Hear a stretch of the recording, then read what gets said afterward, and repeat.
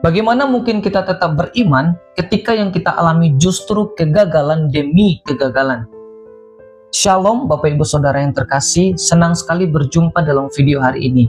Kiranya Tuhan senantiasa memberikan kepada kita kesehatan, kekuatan, perlindungan, mencurahkan berkat, serta memberikan keberhasilan dalam setiap hal yang kita kerjakan. Selamat datang di channel Hohodos, tempat kita belajar bersama-sama tentang iman dan bertumbuh di dalam pengenalan akan Tuhan. Hari ini kita akan mendengarkan renungan pagi. Mari kita berdoa. Bapa yang bertahta dalam kerajaan surga, sungguh kami mengucap syukur atas anugerah-Mu yang terindah dalam kehidupan kami. Saat ini kami mau merenungkan kebenaran firman-Mu. Roh Kudus, kiranya Engkau mencerahkan hati dan pikiran kami, berikan kami hikmat pengertian untuk mengerti firman-Mu, serta berikanlah kepada kami kemampuan, kekuatan untuk melakukannya. Kami percaya firman-Mu ya dan amin, dan terjadi dalam kehidupan kami. Dalam nama Tuhan Yesus kami sudah berdoa, amin. Saudaraku yang terkasih, judul renungan hari ini adalah ketika iman diuji oleh kegagalan. Amsal 24 ayat 16a. Sebab 7 kali orang benar jatuh, namun ia bangun kembali. Saudaraku yang terkasih, pagi ini mungkin kamu membuka hari dengan rasa kecewa, karena mimpi yang belum tercapai, harapan yang tak sesuai dengan kenyataan, atau kegagalan yang membuatmu bertanya, apakah Tuhan masih peduli? Pertanyaan ini wajar, terutama saat kita merasa telah berdoa, bekerja keras dan percaya, tapi hasilnya justru kegagalan. Tapi justru di saat seperti itulah iman yang sejati sedang diuji.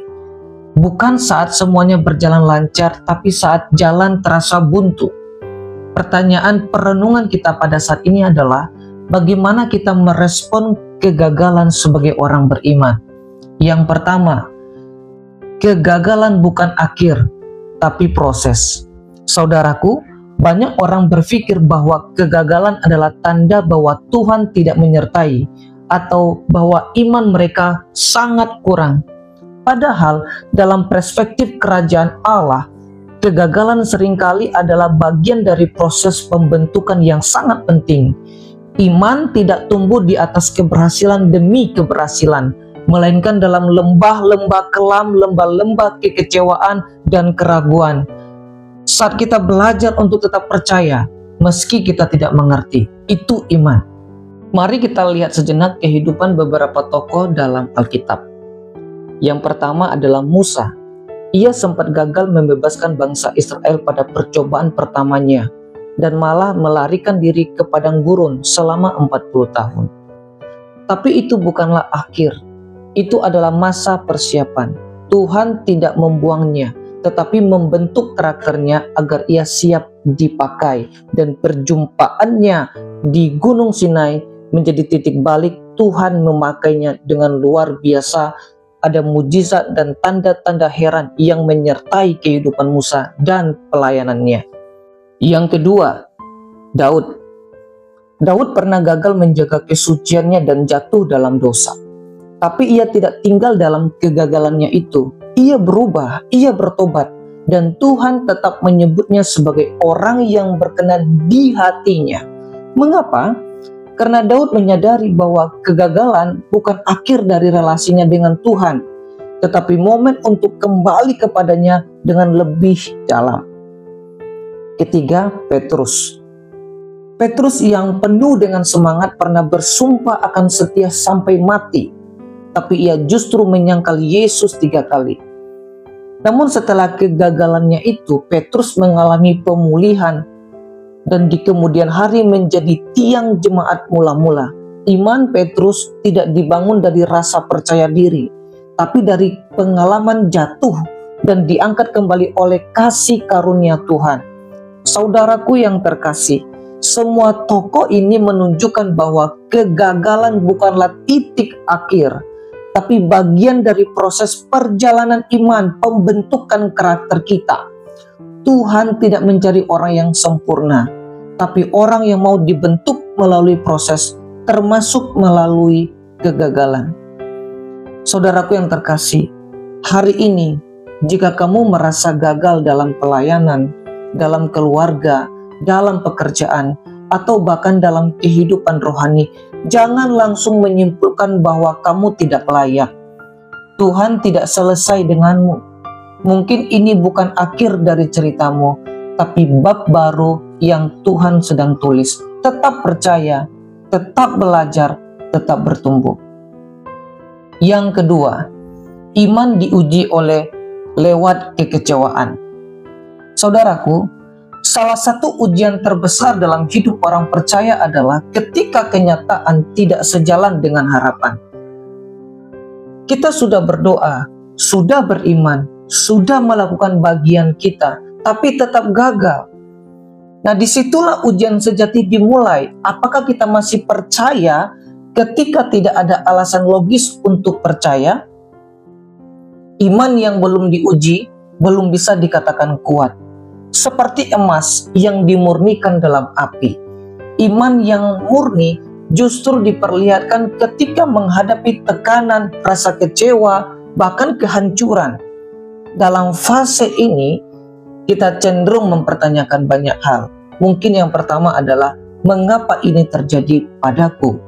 Kedua, bukankah aku sudah setia? Ketiga, apakah Tuhan benar-benar peduli?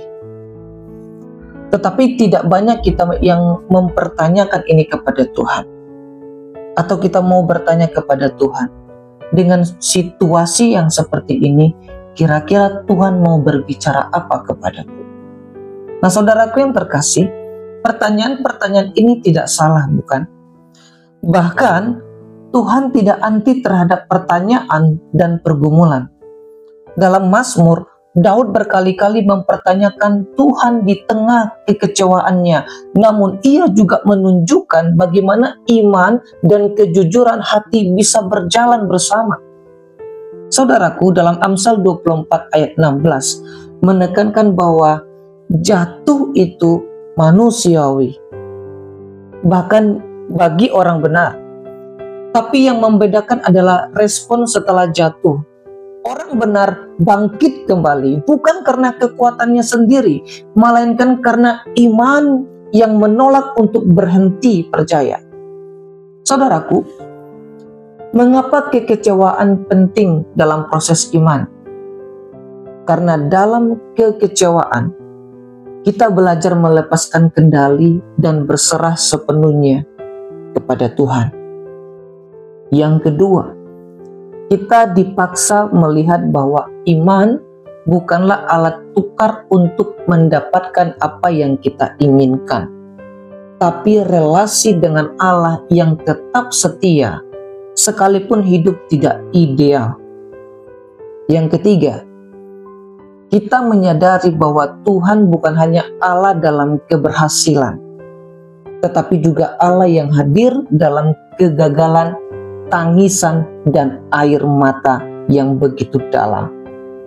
Saudaraku, jika hari-harimu diwarnai dengan kekecewaan, jangan buru-buru menganggap imanmu gagal. Mungkin justru itulah momen Tuhan sedang membentuk imanmu agar lebih dewasa.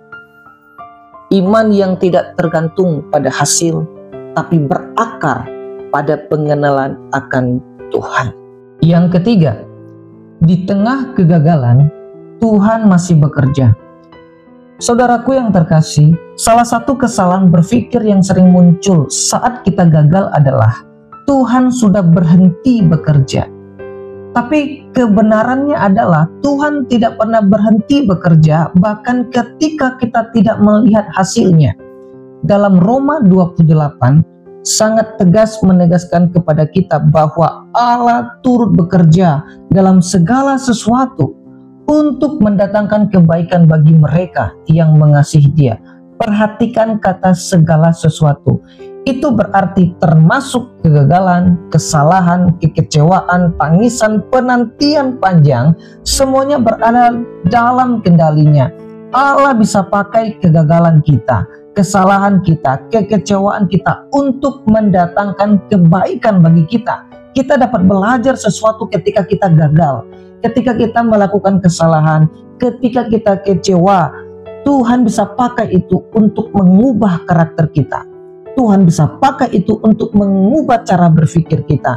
Tuhan bisa pakai itu supaya membentuk iman kita tetap dan terus percaya kepada Dia. Mari kita lihat contoh dari Yusuf dalam Kejadian 37 sampai 50. Yusuf mengalami serangkaian kegagalan. Perhatikan baik-baik. Yang pertama, ia dikhianati oleh saudara-saudaranya. Kedua, dia dijual sebagai budak. Ketiga, dituduh secara tidak adil dan dipenjara. Keempat, dia dilupakan oleh orang yang pernah ia tolong. Saudaraku yang terkasih, dari sisi manusia, hidup Yusuf tampak seperti satu rangkaian kegagalan. Tapi di balik semua itu, Tuhan sedang mengatur semuanya secara detail untuk tujuan yang lebih besar.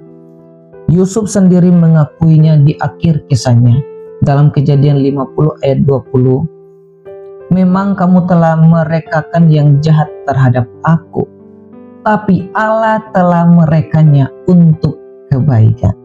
Oleh sebab itu, Bapak Ibu Saudaraku yang terkasih, dalam setiap proses yang tampak seperti kemunduran, sebenarnya Tuhan sedang menyusun langkah demi langkah untuk mengangkat Yusuf tepat pada waktunya. Demikian pula hidup kita. Tuhan sedang menyusun langkah demi langkah untuk mengangkat hidup kita tepat pada waktunya. Demikian juga hidup kita. Kegagalan hari ini bisa jadi adalah alat yang Tuhan pakai untuk mengalihkan kita dari jalan yang salah, memperdalam iman kita, atau mempersiapkan sesuatu yang lebih baik di masa depan. Penting untuk kita ingat, saudaraku yang terkasih, Tuhan tidak selalu menjelaskan mengapa sesuatu itu terjadi. Tapi Dia selalu mengajak kita untuk percaya bahwa Dia tahu apa yang Dia lakukan. Saudaraku yang terkasih, mungkin kamu belum melihat hasil, belum menemukan jalan keluar, atau masih merasa dihantui kegagalan. Tapi percayalah, prosesmu tidak akan sia-sia. Jerih lelahmu juga tidak akan sia-sia. Di balik layar, tangan Tuhan sedang menyusun sesuatu yang lebih indah dari apa yang kamu pikirkan. Hari ini, jangan takut gagal. Takutlah jika imanmu berhenti saat engkau gagal. Bangkitlah dan percayalah, Tuhan sedang bekerja bahkan saat kamu jatuh. Mari kita berdoa. Bapa yang baik, kami percaya Engkau selalu hadir dalam setiap musim kehidupan kami. Berikan kami kekuatan, berikan kami iman yang kuat untuk kami terus percaya kepadamu. Kami tahu Engkau sedang bekerja mendatangkan sesuatu yang terbaik bagi kami. Hidup kami percayakan ke dalam tangan-Mu. Dalam nama Tuhan Yesus kami berdoa. Haleluya. Amin.